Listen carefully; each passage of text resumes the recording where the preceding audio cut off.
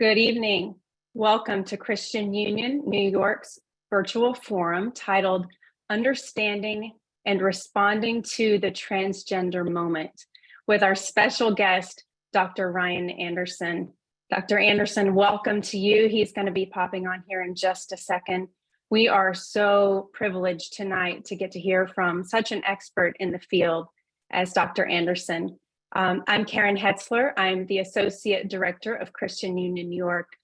Most of our events here in the city are in person, but with a virtual forum like this, it's so great that we get to just open this up to so many of you, friends in the ministry and Christian leaders across America. So in fact, there were, as of a few minutes ago, there were over 400 registrants. Having a guest like Dr. Anderson, who has such expertise in the field, and also a topic such as this, it is rapidly accelerating and is something that we as Christians, and especially as Christian leaders, need to be able to understand, interact with, have the help of the Holy Spirit in understanding how to process these things, to have the mind of Christ, to love as he loves, and to lead in the power of the Spirit and reflecting God's nature. So there are, as I said, there are over 400 registrants, and I want you to know that even though this is an intellectually oriented evening, we also want to be led by the Spirit of God. And I prayed for each one of you by name this morning, trusting that the Lord will meet us here. He is an intentional God. That's one of my favorite things about him and his character. And this is not an accident that we have this time to meet here together. So I've prayed for you, and may the Lord lead each of us in our understanding of this. I want to introduce to you now Dr. Ryan Anderson. He is president of the Ethics and Public Policy Center. He's the author or co-author of 5 books, including the most pertinent title for us tonight, and a very clever title, When Harry Became Sally, Responding to the Transgender Moment. Anderson's research has been cited by 2 U.S. Supreme Court justices, Justice Samuel Alito and Justice Clarence Thomas, in 2 Supreme Court cases. He received his Bachelor of Arts degree from Princeton University, graduating Phi Beta Kappa and magna cum laude, and he received his doctoral degree in political philosophy from the University of Notre Dame. His dissertation was titled Neither Liberal Nor Libertarian, a Natural Law Approach to Social Justice and Economic Rights. Sounds fascinating. Anderson has made appearances on ABC, CNN, CNBC, MSNBC, and Fox News. His work has been published by the New York Times, the Washington Post, the Wall Street Journal, Oxford University Press, Cambridge University Press, the Harvard Journal of Law and Public Policy, the Harvard Health Policy Review, the Georgetown Journal of Law and Public Policy, First Things, the Claremont Review of Books, and National Review. His bio goes on, but I want to give him the floor to take every minute of the time we have here. So I will pray, and then we'll give the floor over to Dr. Ryan Anderson. We're eager to hear from you, Dr. Anderson. So Lord, we invite you. Thank you so much for this opportunity. Thank you that you are the God of all wisdom and the God of all love. You have created us, and you understand us, and you know us. You are the God of truth. That is your name. You are also the Prince of Peace. And so we call on your Spirit now to come and lead this time. God, speak through Dr. Anderson. Thank you for the intellect that you've given him, the opportunity that he's had to research deeply into these areas and to discuss them now with us. So lead us, Lord. Open our minds. Give us the mind of Christ. Let us hear your voice. You are the good shepherd. Help us not only to see as you see, but then, Lord, to go and make an impact in the communities around us, the cities, and the nation that we're in, for your sake, but also, God, for the sake of those most in need. We pray in Jesus' name. Amen. All right, Dr. Anderson, we'll hand it over to you.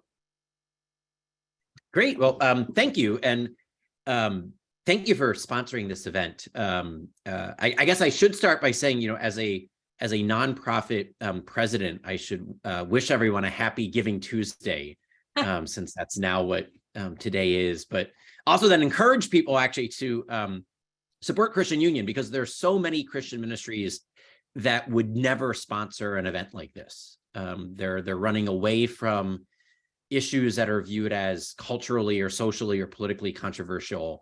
And what I love about Christian Union, what I love about Matt Bennett, I met Matt over 20 years ago when I was a freshman at Princeton, is that if it's a gospel essential, if it's core to kind of the Christian understanding of truth, the Christian understanding of the human person, Christian understanding of salvation, they're not going to run away from it. And so anyways, I just want to thank you, Karen, for the kind introduction, but also just for the idea of hosting this event. It was 6 years ago yesterday that I signed the contract for the book that became When Harry Became Sally. It was originally, the working title was What Are People, Men and Women a Defense? And then someone at the publishing house had a better idea for the title. And in the 6 years since I started researching and writing on this topic, the topic has only grown in importance, in controversy, in victims, the number increasingly of young people who have been harmed by this ideology. And so it's just wonderful to be able to spend some time with you tonight. And it's great to do it under the Christian Union banner. I was mentioning to Karen earlier that she had mentioned to me that one of the registered guests, I don't know if he's on or not, I haven't scrolled through the participants, is Lee Strobel. And I responded, I was like, oh, when I was a freshman, I did the ski safari trip that Princeton hosts every year during intersession, the week break in January between first semester and second semester. And that was when I was given a copy of The Case for Christ, and read it, had a huge impact on me, et cetera, et cetera. So it's just a privilege to be here with people like Lee Strobel in the audience. Let me start by saying it was in 2007, so that's only 15 years ago, that the first pediatric gender clinic opened its doors in the United States. It was Boston Children's Hospital. And now they're at least over 60, and probably many more than that. But they're all across the United States in a matter of 15 years. People focusing on medicine for children to affirm, the euphemism here, their gender identity. And affirm and gender identity in this context are both kind of politically charged terms, because they're not actually affirming the truth about their embodiment as male or female. They're using medical technology, scientific technology, to affirm a mistaken understanding of who they are, a mistaken identity with respect to their gender that's at odds with their bodily sex.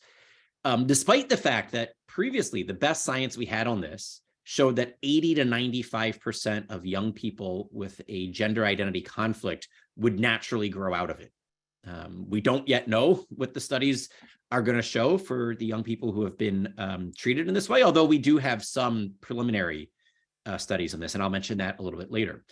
So historically, 80 to 95% of young people would naturally grow out of a stage of life when they had a gender identity conflict. And then for adults, we know that 41% of adults who identify as transgender unfortunately attempt suicide at some point in their lives. And then adults who have had sex reassignment surgeries have a 19 times greater likelihood of dying by suicide than the general population. Those statistics are just utterly tragic. They're horrific. None of us should, desire to see a population, a segment of the population that has a 41% likelihood of attempting suicide and a 19-time greater likelihood of dying by suicide. And then when you put those statistics in conjunction with the stats on children, that ordinarily 80 to 95% of the time they would naturally grow out of it if there's no medical intervention at all, it really raises the question, why would you want to set up a young person on this trajectory? Dr. Paul McHugh, he was a Harvard undergraduate, graduated from Harvard Medical School, In the 1970s, he was hired at Johns Hopkins Hospital and Johns Hopkins Medical School. And then later, he was promoted to be the psychiatrist in chief at the hospital, the chair of the psychiatry department at the medical school. And he shut down the sex reassignment clinic at Hopkins in 1979 because he knew these realities. Some of the first studies were then conducted under his kind of prompting. He described this as cooperating with mental illness, that this was surgical cooperation with mental illness. He shut down the sex reassignment clinic. It was opened up, I think it was now 4 or 5 years ago, and not in light of new science because human nature hasn't changed, but largely because of cultural and political and social pressures. All right, so let me say a little bit about the outline of how I'd like to spend the time tonight. I want to go through kind of 7 general areas of concern. Thinking about what should we, as Christians, as citizens, as members of a community, be concerned about when we think about various aspects of transgender ideology. And the 7 are privacy, safety, equality, liberty, family, bodily integrity, and ideology. So I almost got everything to be one word. Number 6 is 2. So 1, privacy; 2, safety; 3, equality; 4, liberty; 5, family; 6, bodily integrity; and then 7, ideology. And I'll just briefly walk through to sketch this, and then we'll have plenty of time at the end for Q&A. The first thing, privacy. This isn't the most serious of concerns. They're not quite ranked in increasing severity, but this is a serious concern. There's a reason why we have separate bathrooms, locker rooms, homeless shelters, et cetera, and why we have those separate facilities based on sex, but no longer, thank God, based on race, right? Our skin color is irrelevant to what we do in a bathroom, what we do in a locker room, what we do in a shelter, but our bodily sex is highly relevant, right? That's why we have separate boys and girls rooms, men and females room. If we're in a state of undress, if we're performing intimate bodily functions, there's a certain amount of privacy that's appropriate given our embodiment as male or as female. Transgender policies, the request is that you would conduct these things. You would keep separate facilities, boys in a girl's room, a male in a female room, but you would do it based upon gender identity. Right? So my self-declared, self-understood internal sense of myself as a man or a woman or both or neither, because remember, gender identity need not be binary. Gender identity is along a spectrum, and it need not be stable. It can be fluid, right? So I could identify if I'm gender fluid, sometimes as a man, sometimes as a woman. If I'm gender non-binary, I could identify as both or as neither, somewhere in between, et cetera, et cetera. In which case, that would determine how I identify at that moment, would determine the bathroom, the locker room, the shelter that I use. And that raises a host of privacy concerns. Second is safety concerns. And I think this is slightly more serious than the privacy concerns because I'm sitting right now at home in Loudoun County, Virginia. And if you're familiar with Loudoun County, our public schools here, there were 2 middle school girls who were sexually assaulted at a public school restroom by a boy who was identifying as a girl. This happened first at one school.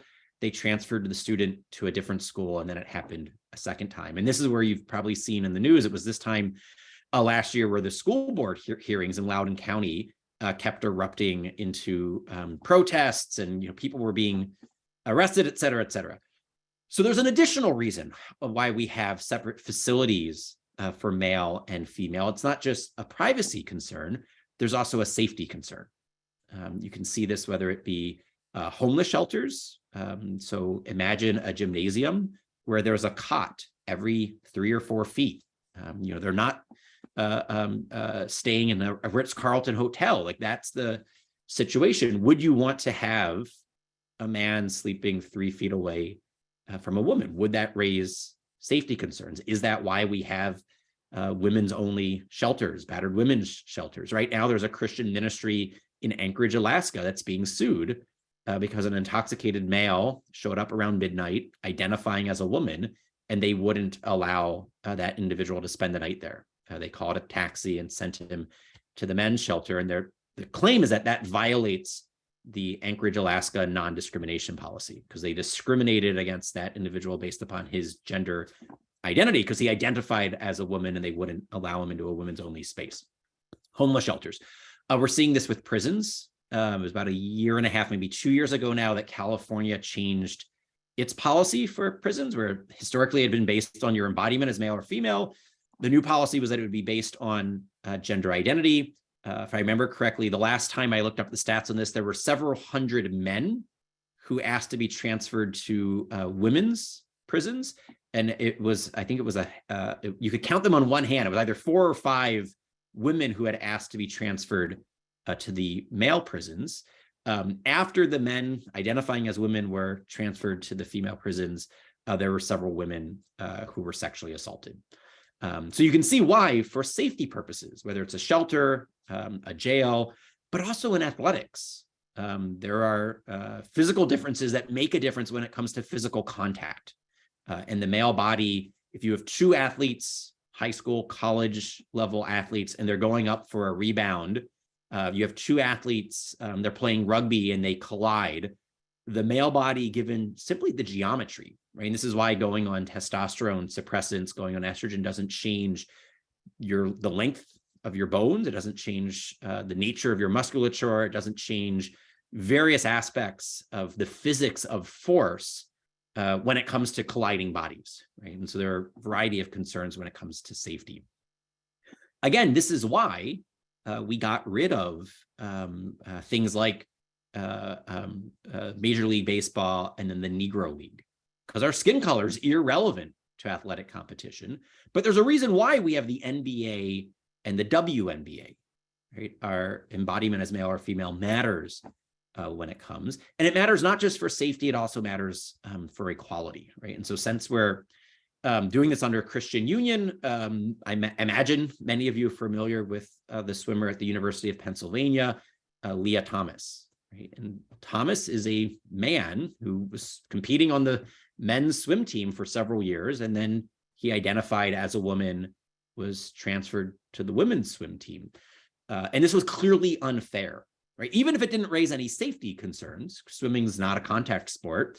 When you looked at the podium of who was medaling after various swim competitions, you could tell that Thomas was taller. He had a larger wingspan, which meant that his strokes were going to be longer. His legs were longer, which meant the kicking speed, et cetera, right? There's a reason why we have an NBA and a WNBA, because that's actually how we respect equality. Equality does not mean sameness, right? And so recognizing that there are differences that make a difference. And this is why we would honor female equality by having separate athletic competitions for women. Right, so that's the third concern, equality.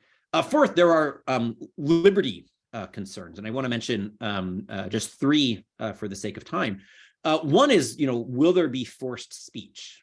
Right, we've already seen Christian teachers at public schools lose their jobs because they wouldn't actually misgender someone, meaning they wouldn't use a pronoun that did not correspond with the student's biological reality.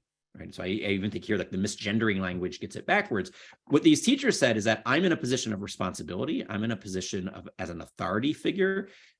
If I have a male student who's identifying as a female, and you tell me I have to call that student Mrs. So-and-so, one, I'm doing something that's harmful to that student by affirming a falsehood and having my student think that, myself as the adult authority figure teacher believe that he's a she. But then 2, it's a bad example for the rest of the class, right? Again, as an authority figure. And so what these teachers said, they said, look, I'm not going to speak in a way that makes my student uncomfortable. So I won't say Mr. So-and-so, but I also won't speak in a way that's false. I won't speak in a way that's not truthful. I won't speak in a way that sets a bad witness to that student, himself and the other students. And they were fired. Since this is being sponsored by the New York City Christian Union, in New York City, you can be fined $250,000 for intentionally misgendering someone in the workplace. It's part of the New York Human Rights Code. One of the non-discrimination ordinances there is that gender identity is a protected class, and that includes speech at work. Right. So that's one question of, how are we going to speak, and will people be forced to say things that aren't true? A second, will there be mandates to pay for and perform bad medicine? And what I mean by this is there's currently a regulation working its way through the kind of agency advance notice of proposed rulemaking, and they issue it, then they have all the comments, and then they issue the final rule, et cetera, et cetera. So we're 2 years into the Biden administration. We just filed comments on this at the Ethics and Public Policy Center maybe a month or two ago. And this would mandate under a non-discrimination ordinance that if you have a healthcare plan that pays for double mastectomies in the case of breast cancer, you would have to pay for double mastectomies in the case of gender dysphoria.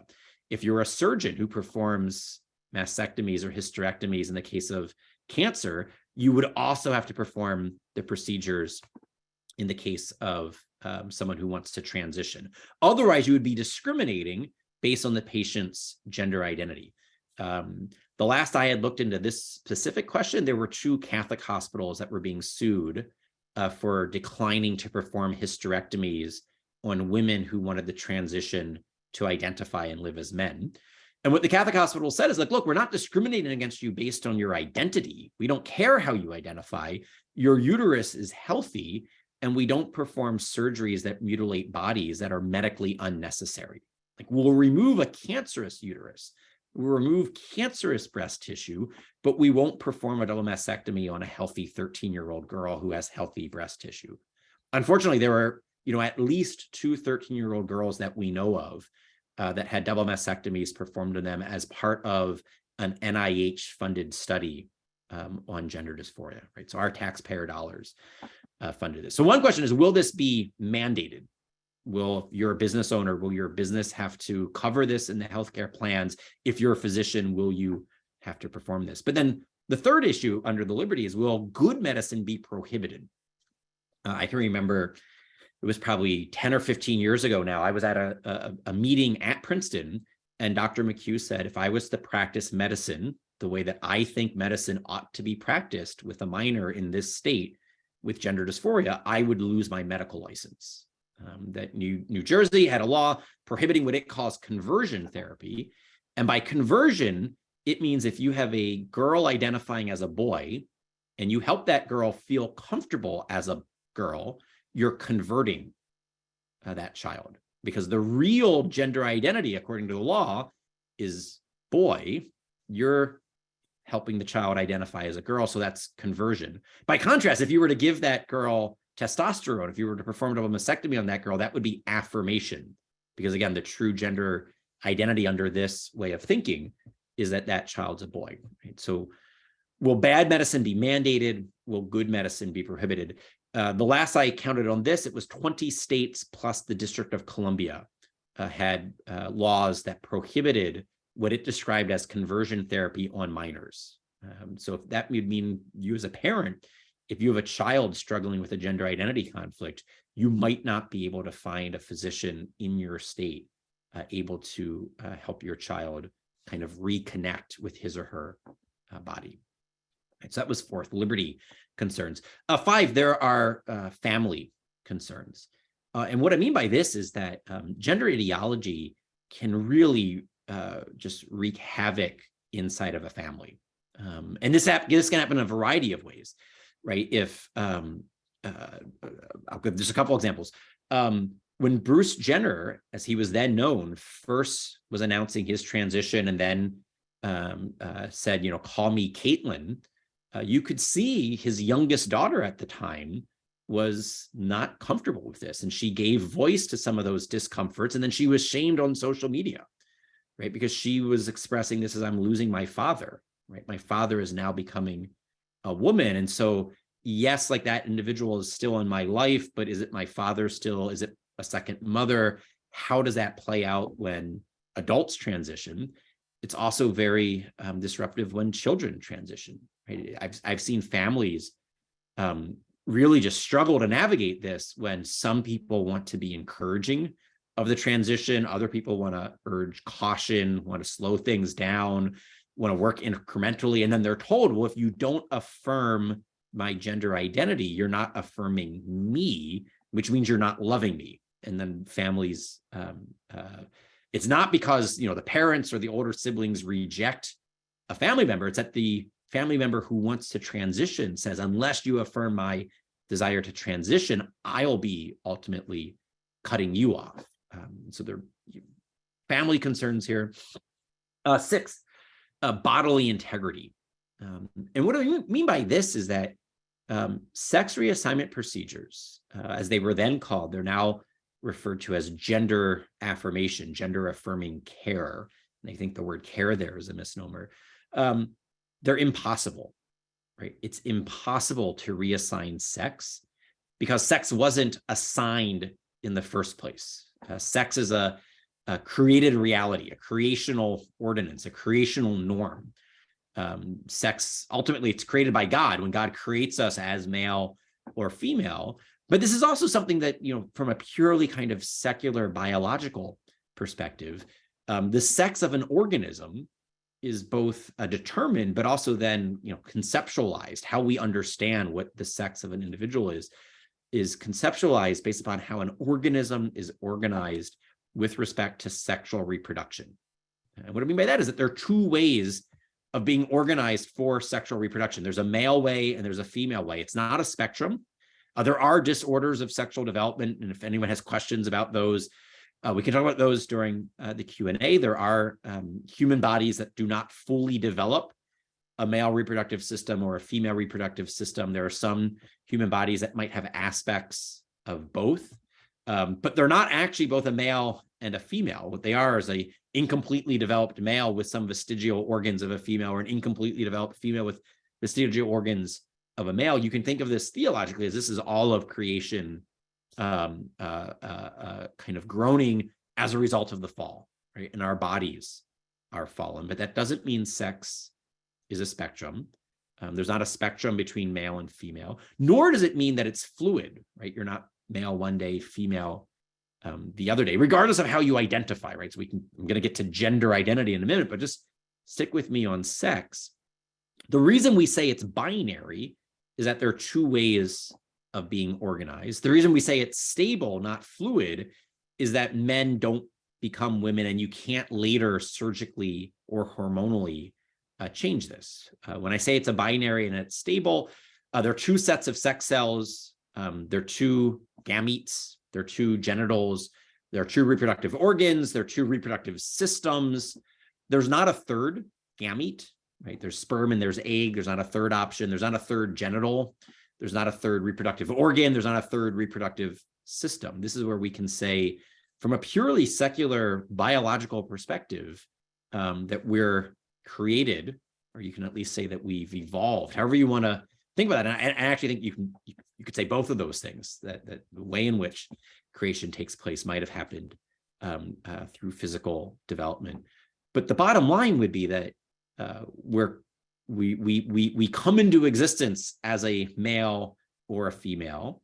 That's how one flesh unions are possible, because we each have half of a reproductive system, which allows us to unite as one flesh. That Genesis is not speaking metaphorically or poetically when it says male and female, he created them. And then when it refers to the male and the female uniting as one flesh, these are biological, physical truths, and therefore metaphysical truths. And hormone therapy, surgery, can't change that. What you can do is you can feminize my outward appearance, right? You could remove external genitalia. You could remove internal reproductive organs.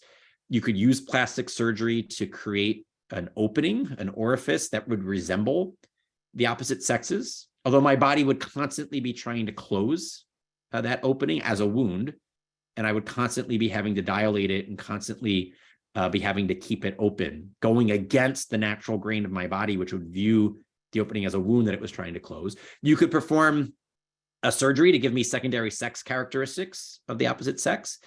You could do surgeries that would do tertiary aspects. You could soften my jawline. You could reduce the size of my knuckles.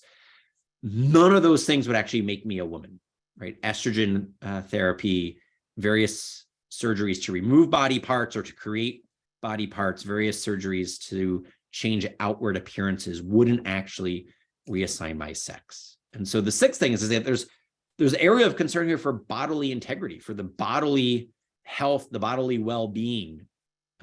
It's not good for Bruce to try to live as if he is Caitlin. It's bad for us to have a civil right to bodily harm, right? To have laws that say there's a civil right to cross-sex hormones or surgery. And the last thing I'll say here is that this is particularly disconcerting when it comes to minors. The current kind of treatment protocol that the self-selected gender medicine experts have put forward it's a 4-part standard of care. And it says, first step, social transition. A child as young as 3 or 4 years old can know what his or her true gender identity is. And that true gender identity could be at odds with the, quote, sex assigned at birth. And therefore, they should be allowed to socially transition, be given a new name, access to a new wardrobe, access to new bathrooms, locker rooms, sports teams. They should be raised as if the gender with which they identify. Second step for this treatment protocol is that they should be prevented from going through puberty in the, quote, wrong body. That as this, let's say they start the social transition at age 3 or 4, as they hit 8, 9, 10, if they are living as a girl, but they have the body of a boy, you need to prevent them from developing the body of a man. And so they're using puberty blocking drugs off-label. They are FDA approved for a condition known as precocious puberty, the early onset of puberty. And the purpose of this is that if you start going through puberty at age 6, 7, or 8, you could place a child on puberty blockers for a year or two to delay puberty to a biologically appropriate starting point. What they're doing here is they're using a drug that's approved for precocious puberty. They're using it without FDA approval. So they're using it off-label to treat a different condition, which would be indefinitely blocking puberty, never allowing a child to go through natural, normal, biological development. This is entirely experimental. We have no studies whatsoever on what the long-term outcomes are. This is why I said, historically, we knew that 80 to 95% of young people who were just given the time and the space to continue maturing would grow out of a gender conflicted stage. Here, we don't have those long-term studies. We also don't know what this means, not just for their self-understanding, but what this means for their bodily health. It's not just your sexual kind of organs that develop during puberty. There's a whole cascading, interlocking network of physical and mental changes, the brain being one of the most major organs that develop during puberty. But you hit your growth spurt, various musculature, various major organs, all sorts of interlocking changes that take place. And we just have no idea what the consequences are. The early studies that we have of puberty blockers show that virtually 100% of children placed on puberty blocking drugs go on to the third step in this treatment protocol, which is cross-sex hormones. So virtually 100% of the children placed on puberty blocking drugs will then go on to either estrogen or testosterone that corresponds to their, quote, gender identity, but would be at odds of their bodily sex. And the reason why is not hard to understand. Many of the physicians who I've spoken to have said that their fear is that this is a self-fulfilling treatment protocol. If you tell a young person that their sex was merely assigned at birth, that their true gender identity determines their sex, that modern medicine can reassign their sex, and then you block their pubertal development, then when they hit 13 or 14, they're going to feel even more of a disconnect from their body than they did at age 5 or 6 or 7, because all of their classmates have now gone through puberty. right? And let's say you're the young boy who doesn't quite feel comfortable as a boy. You're looking around and you're saying, wait, all of my classmates, they now have facial hair, they now have deep voices, they're taller, they're more muscular. I must really be a girl trapped in a boy's body. And so I now want to go on estrogen. So you can see how this becomes a self-fulfilling treatment protocol. This then leads to the fourth step, which would be cross-sex or surgical reassignment. So social transition, puberty blockade, hormonal transition, and then fourth is surgical transition. And as I mentioned, this is happening as young as age 13. There were 13-year-old girls that were part of an NIH-funded study, which means a taxpayer-funded study, who had double mastectomies as part of their gender-affirming care. There's a great book written by Abigail Schreier titled Irreversible Damage. Surgical reassignment is one form of irreversible damage. It's unclear how much of puberty blockade and then cross-sex hormones can truly be reversed. It seems that much of that, if you go on it for long enough, would also be irreversible. That if you never go through your pubertal development and then you're on the opposite sex's sex hormones for a number of years, it may be the case that you could never kind of go off of those hormones and hope that normal biological puberty would then recommence and that your reproductive organs would then fully develop. That it may be for that teenage girl, even if she never has the hysterectomy or the mastectomy, that a number of years on testosterone would leave her infertile. Right? So it's another form of irreversible damage. So this is all under that sixth category of bodily integrity, right? Our bodily health, our bodily well-being is at stake when it comes to these treatment protocols. And then the seventh thing that I mentioned, so I went through privacy, safety, equality, liberty, family, bodily integrity, and now ideology. And the ideology is what is being taught as the truth, whether it be in popular culture, whether it be in public schools, whether it be in various private schools, including some Christian schools that want to be compassionate and open and seeker friendly, et cetera, but end up compromising the truth, embracing ideology. And I think for love to be authentic, it needs to be grounded in truth. I don't think we can separate love and truth. And if it's not truthful, it's really not loving. And if it's not loving, then you're really not being truthful. You can deliver the truth in an unloving way. And so what we need for our churches, our schools, our popular culture, our family culture, is every aspect of society is to wed that truth with love. And what we're seeing instead is that we have an ideology that is saying you might be trapped in the wrong body. You're not created male or female. Your gender is fluid. Your gender is a spectrum. And this is where we're now seeing something new under the sun. So it was a Brown University researcher, Lisa Lippman, who maybe, I want to say 4 years ago now. So it was after my book came out. So when Harry Became Sally came out in February of 2018. And so it was sometime shortly thereafter, she published a paper saying, look, there's something new under the sun. Historically, the types of gender dysphoria that we saw were in very young prepubertal boys and then in middle-aged men.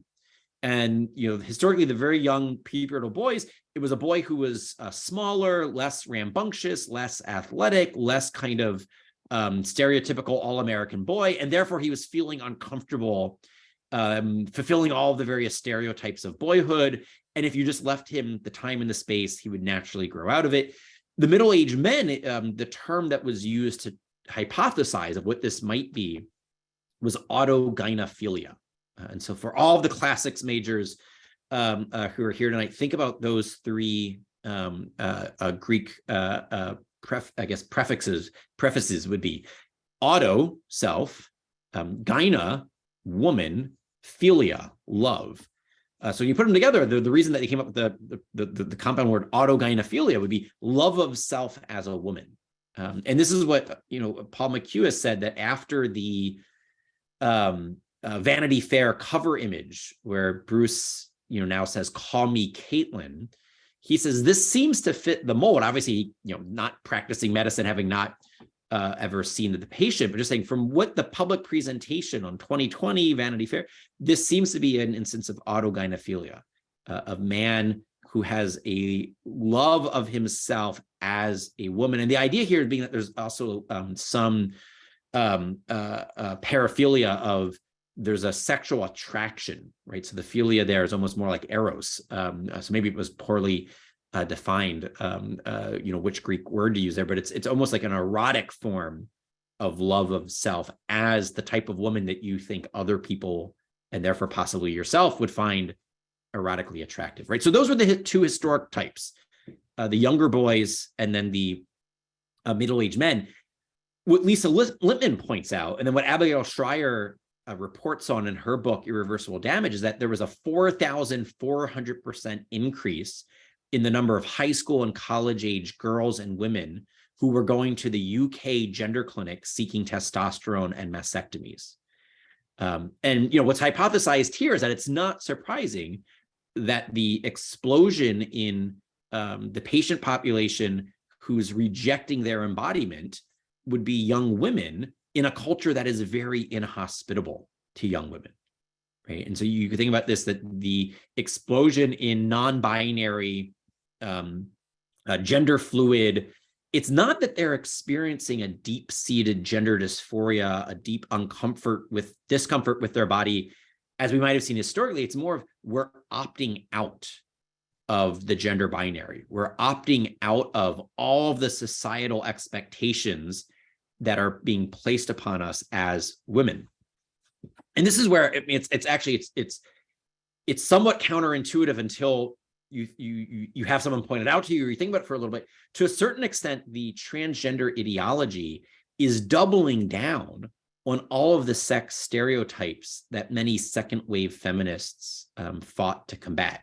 And this is why you see feminists who are partnering with, conservative Christians and others to combat gender ideologies. They say, look, what this is saying is that if you're a boy who likes the color pink or Barbies or ballet, or if you're a girl who likes hunting or football, or just fill in the blank for what your stereotypical expectations of what a real boy is supposed to do and what a real girl is supposed to do, that's all that, quote, gender identity is. That once you detach your identity with respect to male, female, boy, girl, man, woman from your embodiment, what are you left with, right? What is there for you to have an inner sense of? I mean, they define gender identity as the inner sense of boy, girl, both, neither, somewhere in between. It's all stereotypes, right? And this is why it's so concerning as a parent. I have three little kids upstairs, hopefully asleep at this point, and we could never send our kids to the Loudoun County public schools because they're being indoctrinated in this from very young ages, right? This is in the kindergartens, grade school, middle school, high school. And the reason why is that if you can capture the moral imagination, the metaphysical imagination, the social imagination of a young person, if you can catechize them with an alternative catechism, it's going to change not only how they think about themselves, but also how they think about creation and therefore a creator. Right? And that's why I think, in a context like this, it's particularly important to say that there's no kind of like metaphysical or religious neutrality on these questions. It's not this is just a debate amongst the scientists or the philosophers or the medical doctors. There are also philosophical and theological and creational truths that are at stake here. And so the last thing I'll say, and then we're going to open it up to Q&A, and we'll have plenty of time. I didn't run over, so that's good. The last thing I'll say here is that whether you are, I didn't bring a PowerPoint for tonight, but frequently if I'm doing this like in a college auditorium, I'll show a graphic of the gender unicorn and the genderbred person.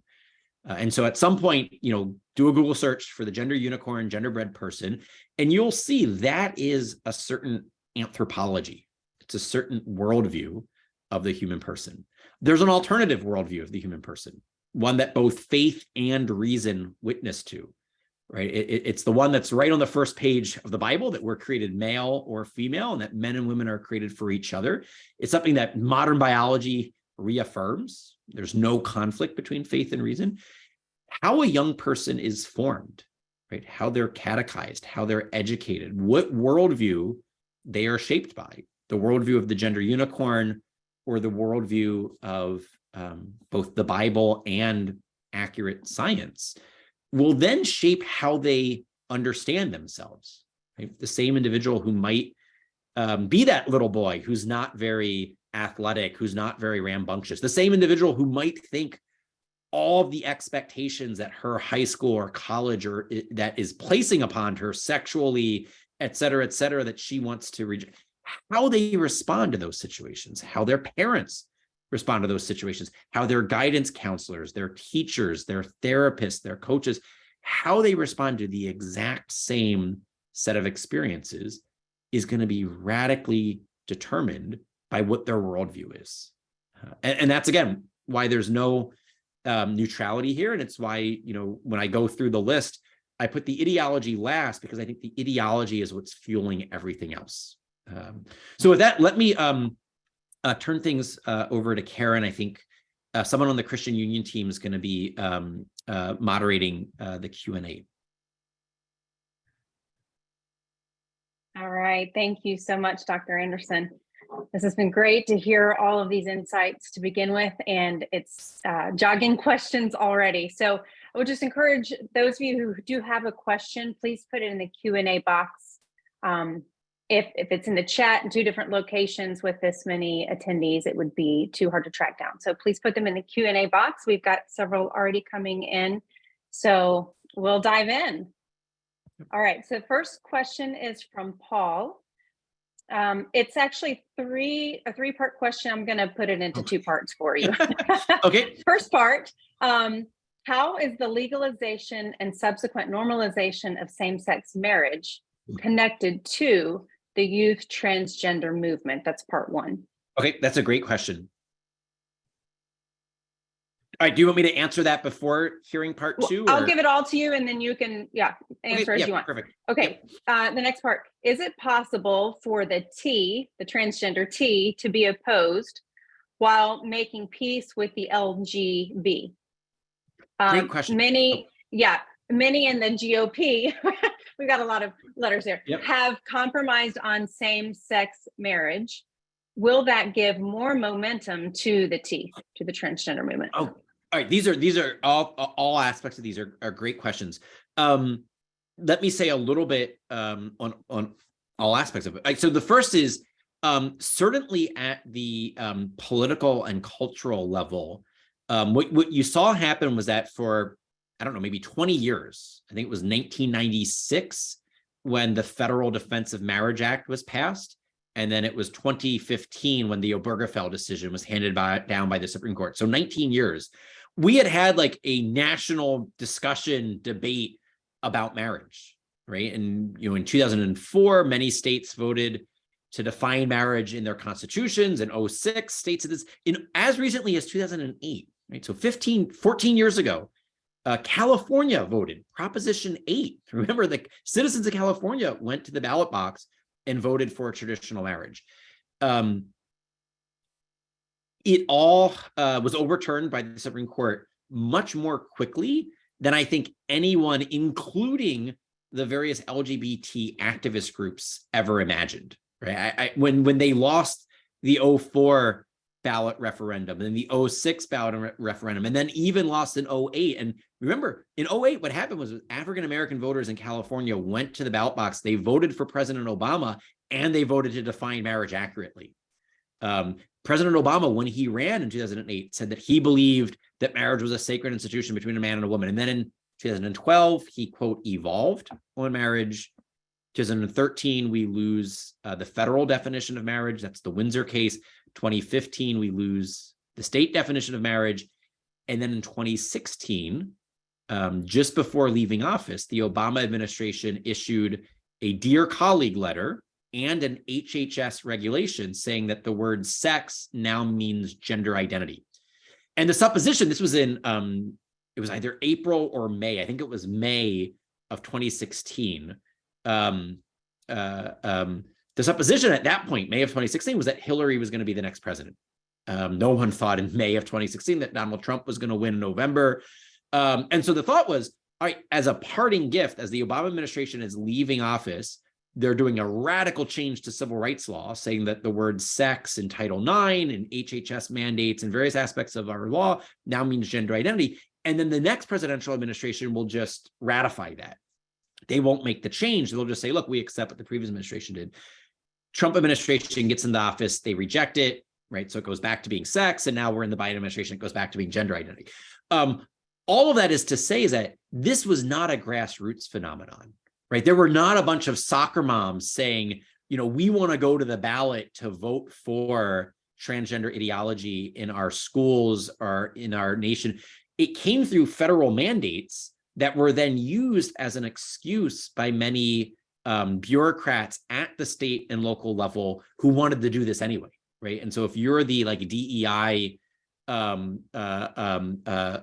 superintendent or the kind of mid-level manager in charge of social justice at the school, you say, look, we have this federal letter that says we have to do things according to gender identity. And then a lot of other people just roll over and don't want to have to fight the fight. I think what we saw, particularly amongst many religious leaders, and I think to their great shame and embarrassment and a failure of living out their vocation, was you had religious leaders who said, look, we did our best to oppose the redefinition of marriage. We lost, and it cost us. So we're not going to expand any social capital in opposing the redefinition of sex as gender identity. All right, which then leads to the second part of your question. Unexpectedly, it wasn't just conservative Christians who were vocal in being opposed to transgender ideology, right? There were all sorts of other people who one by one came out of the woodwork. J.K. Rowling, right, author of all of these great children's books, got canceled on social media because she said she thought it was unfair to have boys and girls sports. She thought it was unsafe to have men and women's prisons, right? There were a variety. I was working at the Heritage Foundation at the time, and I hosted events with people who disagreed with me on more or less everything else that I believe metaphysically, religiously, morally, politically, but they agreed that a man cannot become a woman and that a man should not be in women's only places. And so there was a possibility here. I think part of the question was, could there be a splintering of the LGB and the T? Not at the activist group level. All of the activist groups, it's the whole acronym, and the acronym keeps growing. And it's important to see that some of this is not coming from the ground up, it's coming from the top down. And they're very well-funded activist groups who, when they won on the redefinition of marriage, they didn't declare victory, shut down, and then send all the money back to their donors.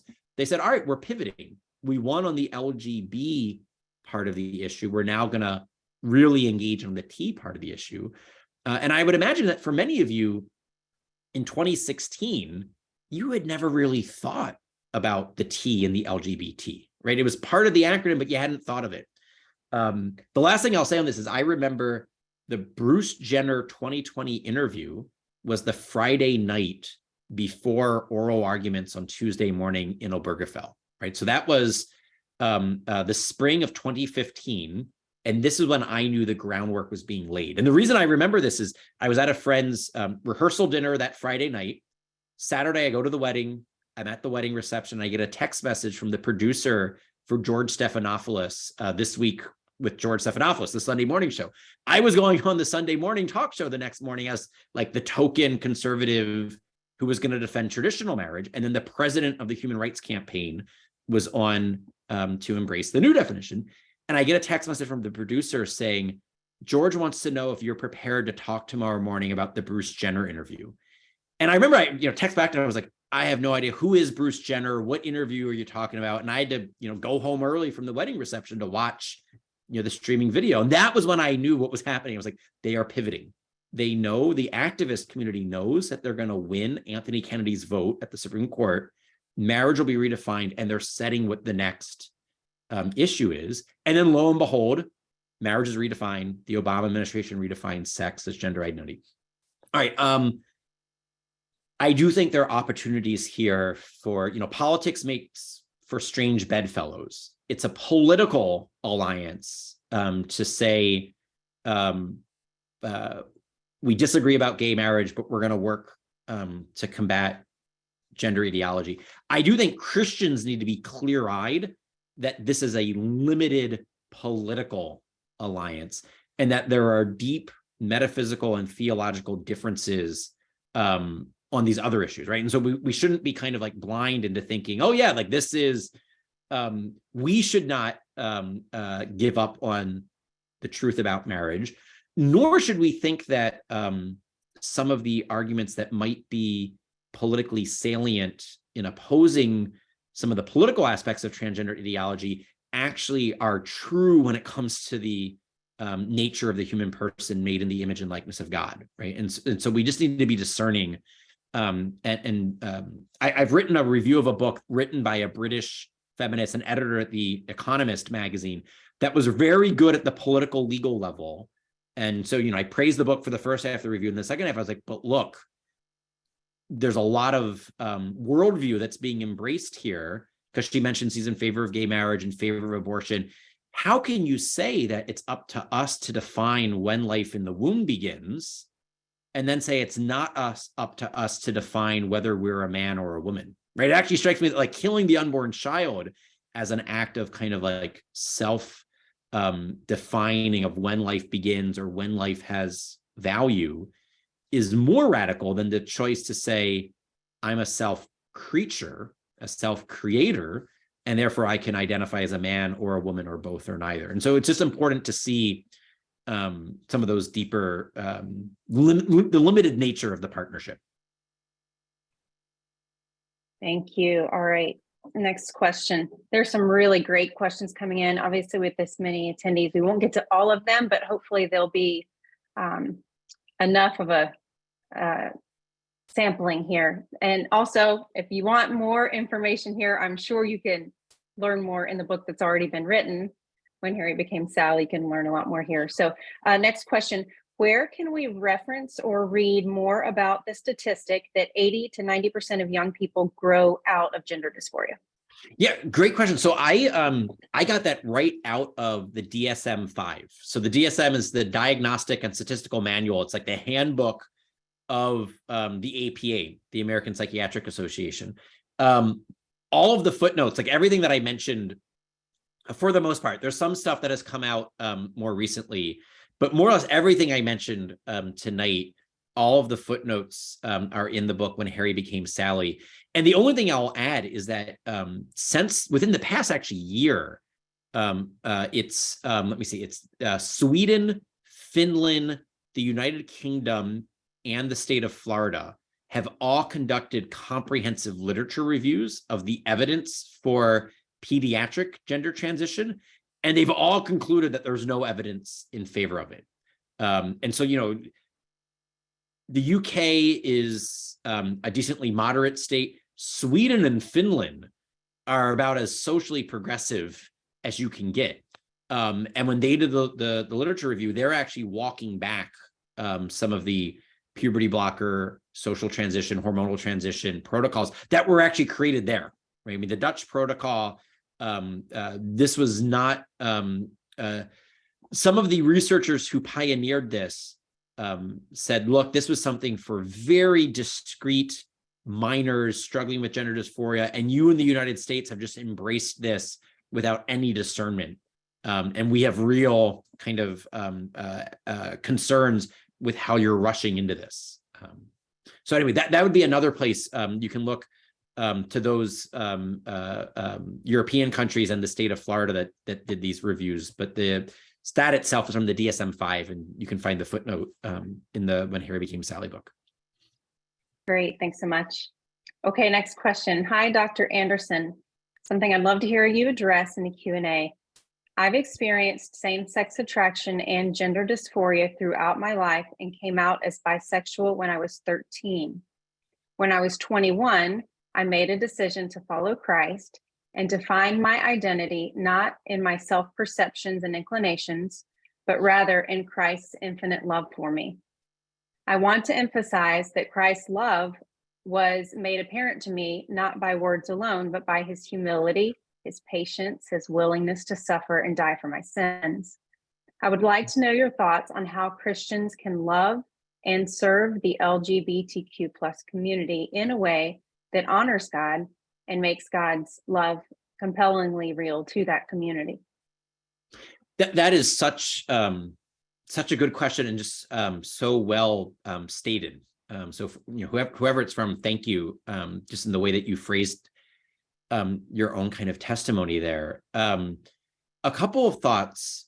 One, actually, so two recommendations, and they're both Catholic, but I don't think there's actually any theological difference on this question. Where we side on the Reformation debates. I think this is all common creational theology that both Catholics and Protestants would share. But Justice Scalia's son is a priest in the Diocese of Arlington, right? So the diocese right next door to Washington, D.C. And he's a chaplain in a Catholic ministry called Courage, which ministers to people with same-sex attractions. And so I would encourage, anyone who is interested in this is, looking at the website of Courage, because they have some kind of guidance and suggestions there. There's also a book that the priest who runs Courage, I think it's Father Paul Bochansky.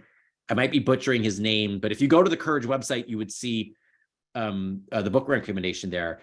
So that's one place to look for more detailed kind of advice. And one of the things they say, and it was echoed in the question, is do not define yourself based upon inner felt desires, attractions, inclinations.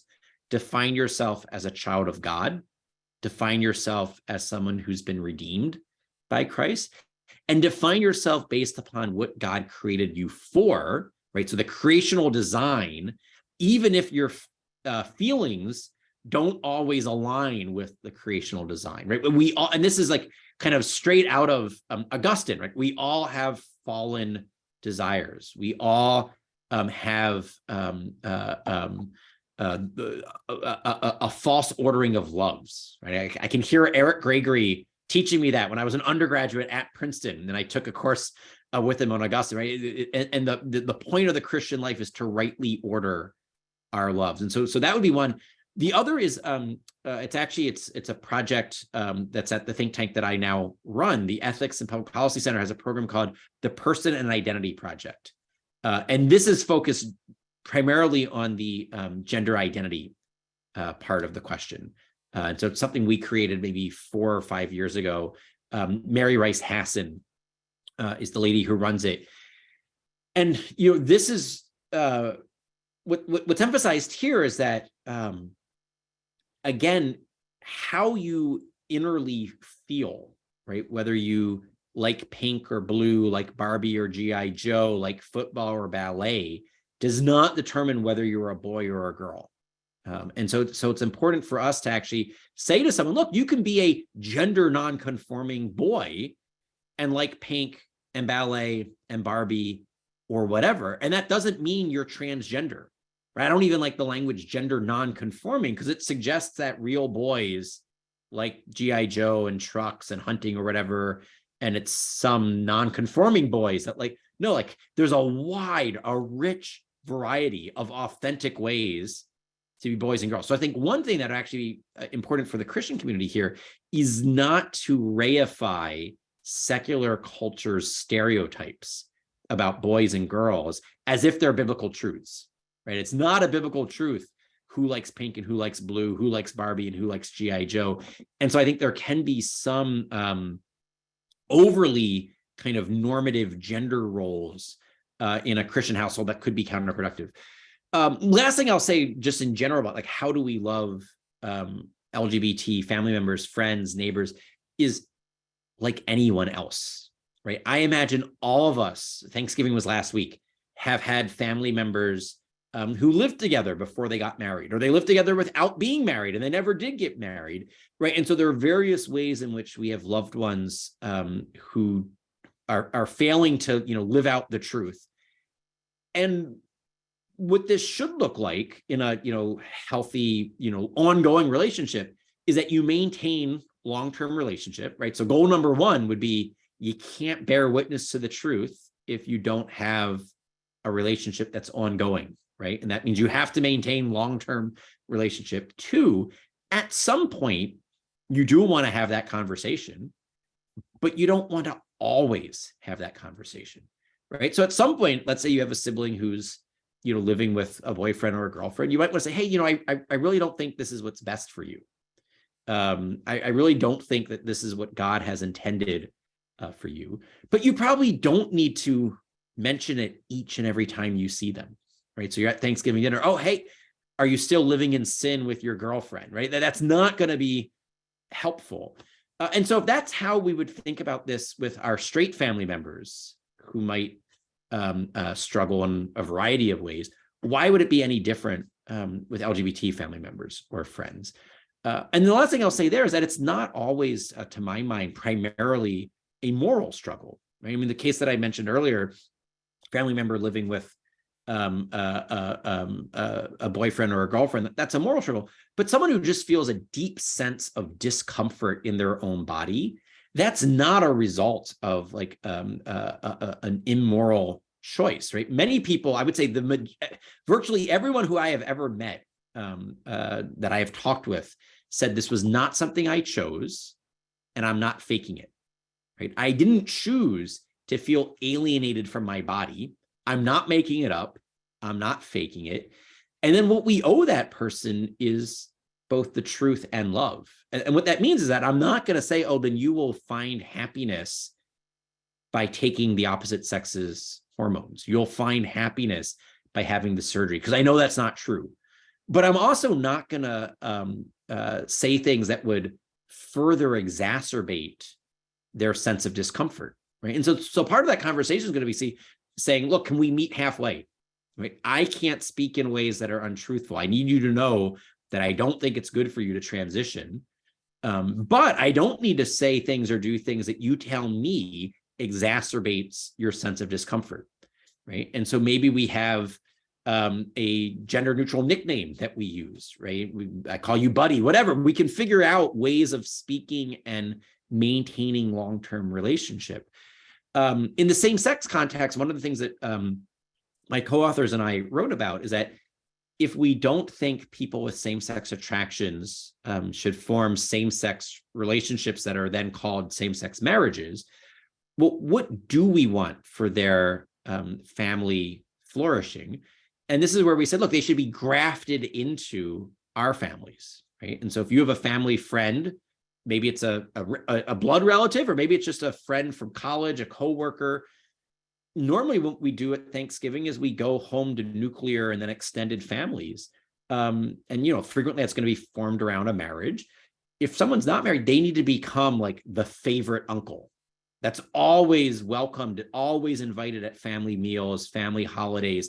They need to be grafted into family life if they're not going to have, quote, a family of their own, which also means that we need to get beyond thinking of the family as just the nuclear family, right? Husband, wife, mom, dad, and kids, and thinking about how do we include aunts and uncles? How do we include honorary aunts and uncles, grandparents, et cetera, so that everyone, when it's Christmas is in 3.5 weeks, everyone feels like I'm going to be part of a family celebration of a feast, and I'm not there as a stranger, and I'm not there as the person that they're taking pity on because I'm not married, right? And I think that's something we can all work on, and we can all make our homes, that form of radical hospitality.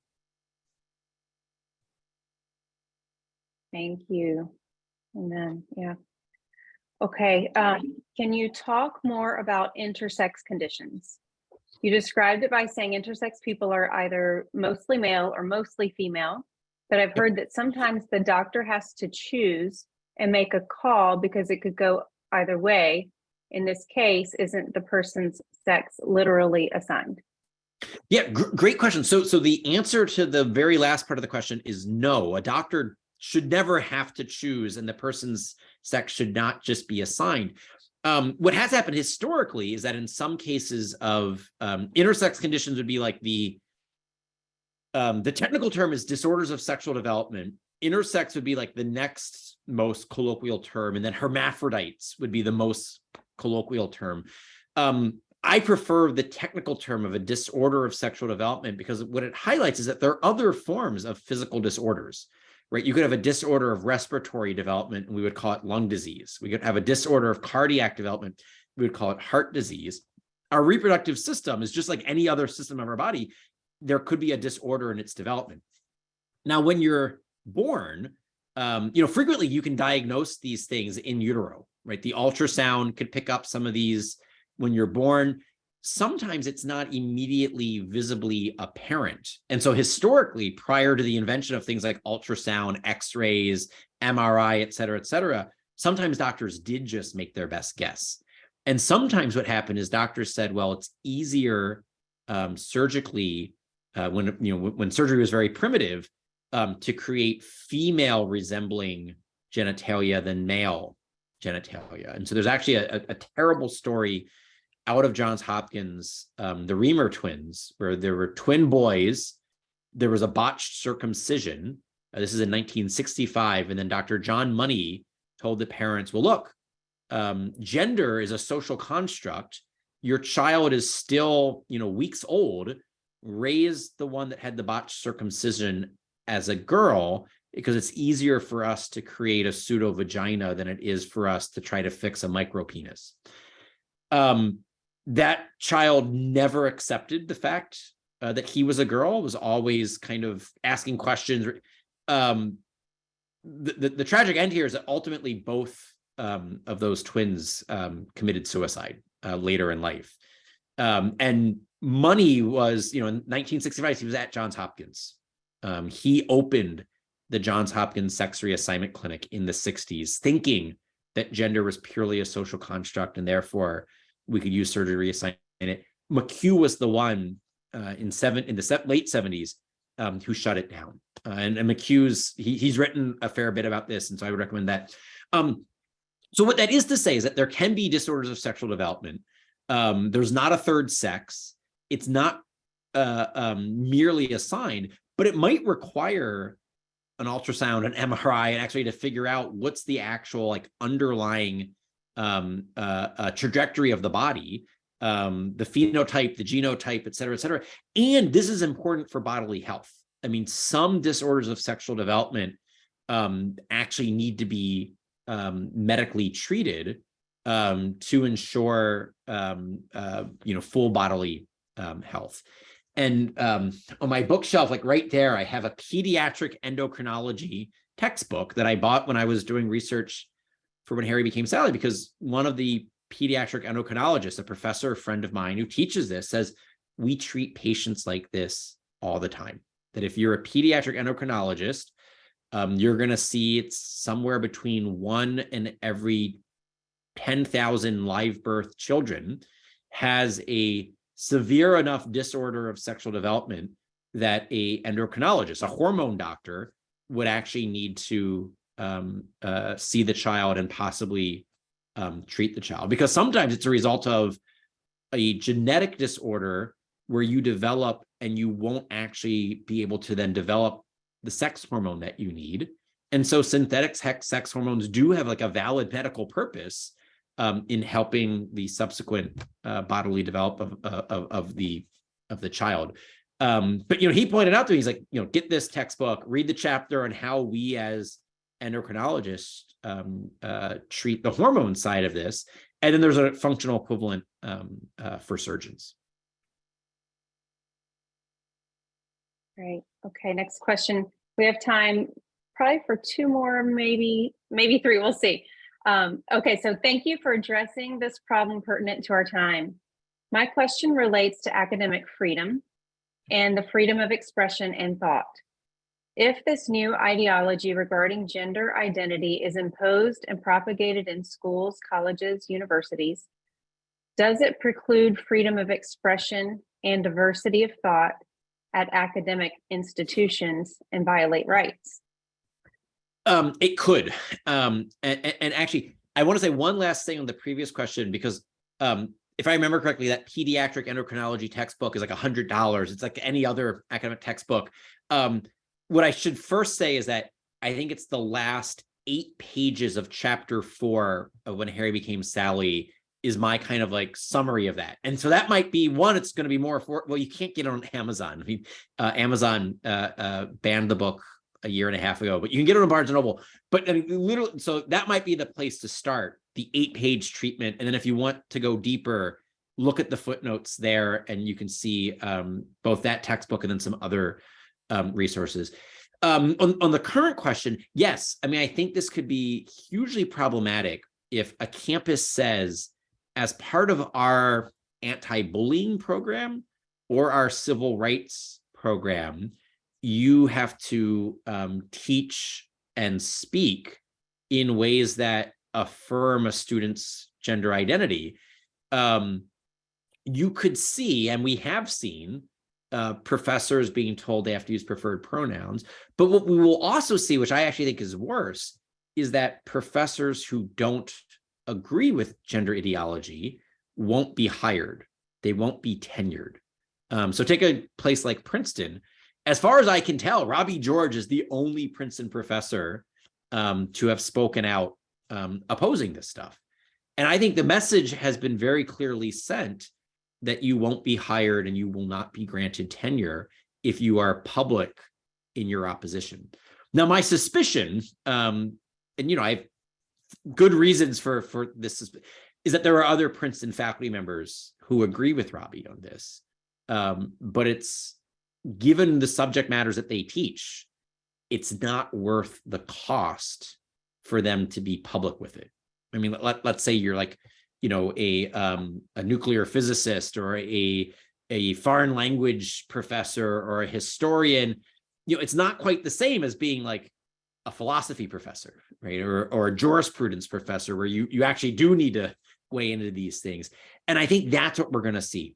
And we're seeing it increasingly, is that if you don't teach in a field that's related here, you're self-censoring. Even if you do teach in some of these, there are biologists who know better, but they say, well, look, I study some other aspect of biology. I don't want to have to pay the cost. And I think that's how we're going to see the violation of academic freedom. And really what that means is, it's not just that these professors aren't going to be able to do the research. It means the next generation of students aren't going to encounter the truth, right? Because the reason, especially the reason why institutions like the Ivy League matter so much, is that that's where our next generation of leaders are being formed. And so one of the things that I've noticed is that there is a much greater sense amongst students who I meet today that they can't say what they truly believe in the classroom, for fear that they'll be downgraded, for fear that not only the professor will take, but even their classmates, they'll be socially ostracized. And I don't remember that. That is foreign to me. I mean, when I was an undergrad at Princeton, this was 2000, 2004. Yes, like I was in the minority, but I never actually thought, if I said, I don't, the big issues at the time were embryo destructive stem cell research and same-sex marriage. And I wrote op-eds for the campus paper stuff. I never thought at the time like this would mean that I would be a social outcast, or that I wouldn't be able to then get a job, on Wall Street. I didn't want a job on Wall Street, but that's what my classmates did. Now, the young students I talk to say, if I ever said this publicly, I could never get through the HR department at the job that I want. I wouldn't get into the law school that I want to attend. And even more importantly, I wouldn't get into the eating club that I want. I wouldn't have the friend networks, et cetera, et cetera. So that's another place that I think we're going to see this. And again, this doesn't even require any formal rule from the campus administration. This is all being imposed through like soft forms of social pressure, which makes it more challenging to combat, right? It's why a ministry like Christian Union is actually so important here, because like you guys have the freedom to teach the truth to these students, because you're not part of the university hierarchy. Yeah, thank you so much. Okay, a couple more. I think we'll get these last two in. All right, living in a very liberal city like New York City, there's a lot of conversation about people's pronouns. Yep. You shared about teachers who refused to address their students by their gender identity when it didn't align with their biological sex. should we not care about people's chosen or preferred pronouns? I think you addressed this a little bit in speaking truth. It feels disrespectful to ignore someone's pronouns and refer to them with the pronouns when we think that they should have. But you also described that this could be misgendering them in a way, but not affirming their true sex. Yep. Yeah. So my response there is it's not. So you say it could be perceived as disrespectful. You could think of like respect when I was saying earlier that love for it to be authentic needs to be true. I think respect for it to be authentic needs to be true. I'm not actually respecting you if I say to you, oh yeah, I think you're a man when really you're a woman, right? I'm actually disrespecting you because I don't care enough about you to tell you the truth. I don't care enough about you to think that you deserve the truth. And so what I would say here is that, at first, let's say you're at a new job, you don't know the person well enough to tell them the truth, right? You have to actually form a meaningful relationship before you could have that conversation. So I would, as far as possible, just avoid using pronouns. And if you think about it, this conversation, I don't think I've ever, said she or her about Karen. Right? Pronouns haven't come up, and normally when you're working with colleagues, you don't use pronouns. And then if it's an email, just use the first name. There are ways of, especially on an academic campus, professor so-and-so, doctor so-and-so. There are ways in which I've gotten very talented in writing without ever having to misgender someone either way, right? So I don't have to say, Mr. Jenner or Miss Jenner. I'll just say Jenner. And I'll say Caitlin, during the 2020 interview, and then, or Bruce, because that's how Jenner was known when the 2020, and then Jenner went on the cover of Vanity Fair and said, call me Caitlin. But then I won't use names. That way it's clear which Jenner I'm talking about. But I used the two names, all of which is to say is that the two guiding principles that I have for like human interaction here is we don't want to lie. We don't want to have people think that we believe things that we don't. Because as you mentioned, New York City is very liberal. You may be the only Christian that coworker knows of. And so if you're the only Christian they know, and they're like, oh yeah, my Christian colleague thinks that it's good that I'm transitioning, you might be the only person in that individual's life that would kind of be the prick of conscience. That would and what I think is important is that if that person, one of the things that we know is that there are many people who transition who then regret it, who then detransition. And Dr. McHugh thinks that's how this is all going to end. That the young women right now who are having the double mastectomies, who are transitioning in their teens, when they hit 25, 30, are going to regret it. And then they're going to be class action lawsuits. You want that person remembering you or still being in a relationship with you should they have doubts, second thoughts, regrets. So then they turn to you for advice, right? And this is why, we don't want to cut people off. We don't want to do things that would close the relationship. We also don't want to say things that aren't true, because what we want is a long-term relationship where the person knows, oh, that's my Christian friend at work. We don't always agree, but I know that, so-and-so's always treated me well. I might go talk to them about some of the struggles I'm having. That's more or less how I conceptualize this. Yeah, that counting the cost of getting it wrong, I think you mentioned earlier in some of your writings. And I think this final question, we'll end with this. I think it brings it home a bit. It's two parts as well. So as quickly as you answer. How do we protect our children while also having a heart to minister with the compassion of Christ to those caught in gender confusion? Part two, practical tips for Christian ministers dealing with this issue in their flocks. Okay, so for both of those, I'm going to refer you again to the Person and Identity Project website, because they actually have some like training materials meant for priests and pastors. They also have some model kind of policies for schools to adopt. But then beyond that, what I would say is, I think for children, like I view my own children, like my primary responsibility is to give them a fighting chance, which means that, for a certain number of years, and I don't yet know what that cutoff is because my kids are still in diapers. But whether it's 16, 18, 22, for a certain amount of time, they need to actually have a certain like protective cocoon in which to be formed in the truth, so that then they can go out and make disciples of all nations. But they're not ready right now, right? The argument that like, well, I want to be salt and light in the public school with my 8-year-old.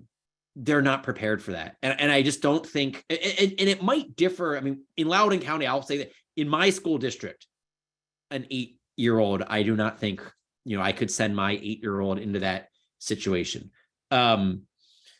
It's possible in a different school district, right? My wife's family is from the middle of nowhere, Illinois, and they all, no problems. They all went to public school and there was none of this, right? And I don't know what their public schools are now like, right? I mean, things change. Where you are in New York City, I just can't imagine that the public school curriculum and the school policies aren't just dripping with this. And so I just don't think your kids are ready to do that. You might be ready to be salt and light and to kind of bear witness, but we have to first give our kids a formation so that they can then, because you can't give what you don't have. So that would be my initial response there. And then advice for people in pastoral ministry. I'm really going to refer you to the Person Identity website, just because like I know what I know and I know what I don't know, and I'm not a pastor, right? And I'm not, and like, so I don't want to give bad advice there. So I'll direct you to people who actually do know something in that regard. Yeah, thank you so much. This has been incredibly helpful. Oh, good. Thank you to all of our guests for joining us tonight as well. I'm so glad that you joined us and you had just really great questions to help solidify some of these thoughts for us. So thank you. And also thank you to Dr. Anderson for mentioning that today is Giving Tuesday. Yes. We appreciate that. Yes, we are a nonprofit, and we would love to be able to continue serving the Lord and serving people and developing Christian leaders as much as possible. And that is certainly funded by those who want to be a part of this. So thank you. The giving link is there if you'd like to partner with CU New York. If you're an alumni of one of our schools and you want to partner with one of those schools, you just go to the website, christianunion.org, and you can designate that way. So yeah, I just want to close us in prayer and thank the Lord for allowing us to have this conversation, and may it bear much fruit. So let's close in prayer. Lord, we thank you for being faithful, for giving us this opportunity, for opening the door for this conversation. And God, I pray that it would bear much fruit in each individual life represented here, in their children, if they have children, in the generations to come, in their circles of influence, in their workplace, in their churches, Lord, in the government, any ways where we have influence. We pray, God, that you would allow for your truth and your love to really be the thing that sets us free. We look to you, Jesus, as our only Savior. We are in a fallen and broken world, and we need your saving. So come, do a great work in each one of us and use us for your purposes. And we bless Dr. Anderson in Jesus' name. Continue, God, to use him as a vessel of truth in Jesus' name. Amen. All right, all. Thank you so much for joining us tonight. We'll hope to see you in another one of these again sometime soon. Don't hesitate to go out and get Dr. Anderson's book as well, and to support the Ethics and Public Policy Center as well. So thank you all, and we'll see you again soon. God bless. Good night.